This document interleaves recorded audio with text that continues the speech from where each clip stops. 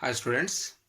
So in the yesterday's class already we have seen regarding the sexual reproduction in the flowering plants. So about the reproductive part of the plant, that is the flower.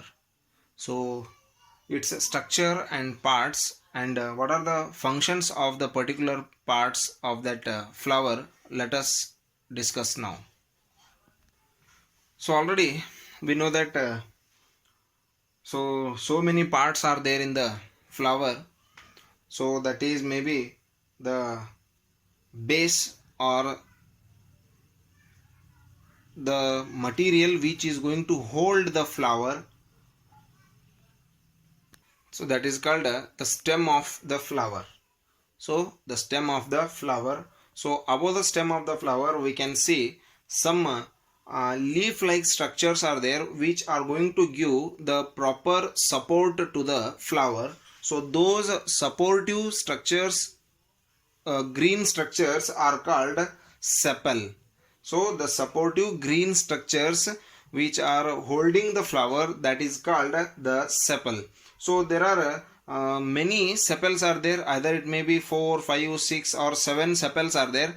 So including all the sepals, one word we call, that is called the calyx.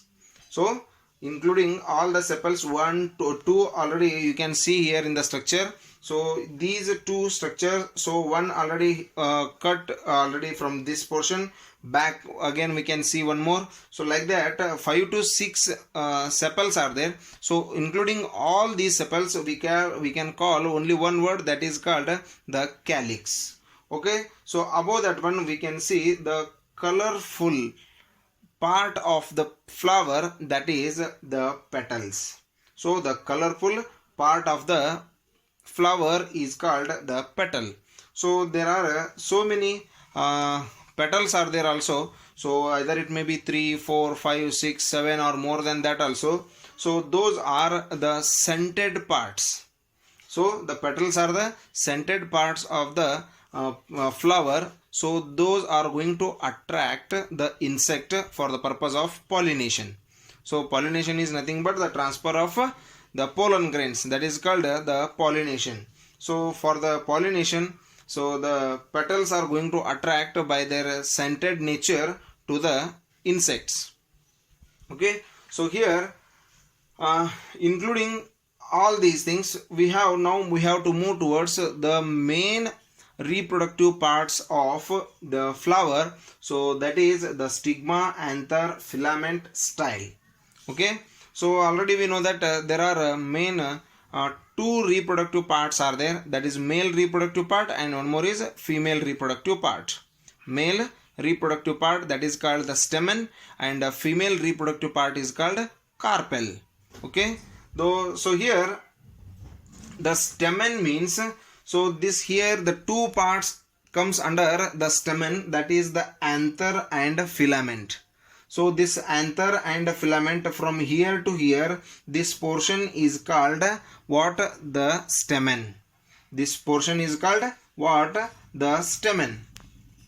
So in the stamen we can see the swollen part, that is the anther, and one more thread like structure is there which is going to hold the anther, that is the filament. So from this anther the pollen grains are going to form. So here anther is the one of the part which is going to provide or produce the pollen grains.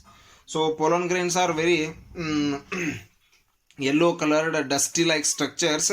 So they are the actual the sex cells of this flower. Okay, so this is what the male reproductive part, that is called what? Stamen. So anther and filament, including anther and these two including, we called as the male reproductive part, that is called the stamen. Okay, so here let's move towards the next part, that is the female reproductive part, that is called what? The carpel. So here in the carpel we can see three parts are there. One is the stigma, second one is the style, and the third one is ovary. So here the first one, stigma, style and ovary. So here the stigma is the toppest part of the carpel, so which is going to receive the male reproductive cells from the stamen, and this is actually the part which is going to receive the male reproductive cells from the anther or from the stamen. So here one tube like structure is there which is going to give the connection from stigma to ovary, that is called style. Style is the tube like structure which is going to connect the stigma to the ovary.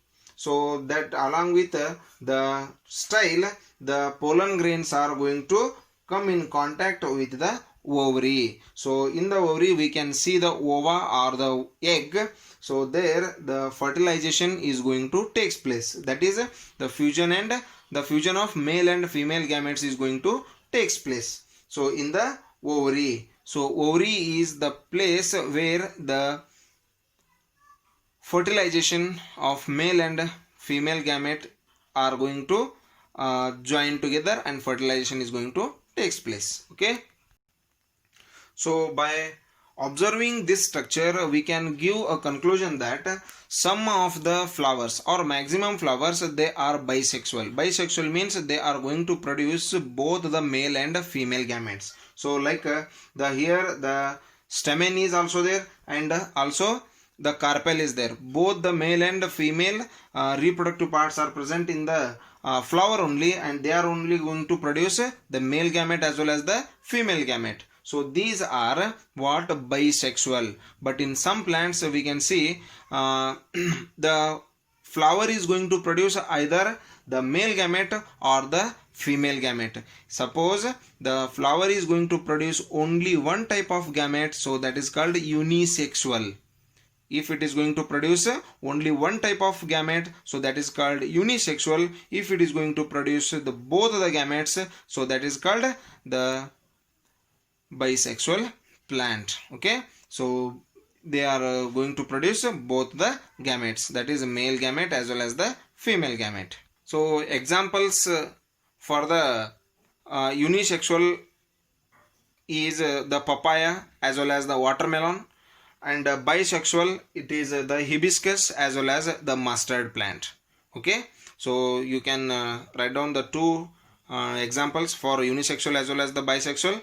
For unisexual, papaya and watermelon, and for the bisexual, hibiscus, that is daswala, and one more is what? Mustard plant. Okay, so these are the male reproductive parts. So how the reproduction is going to take place, how the gametes are going to exchange, how they are going to fuse together, that we will discuss in the next session. Thank you and have a nice day.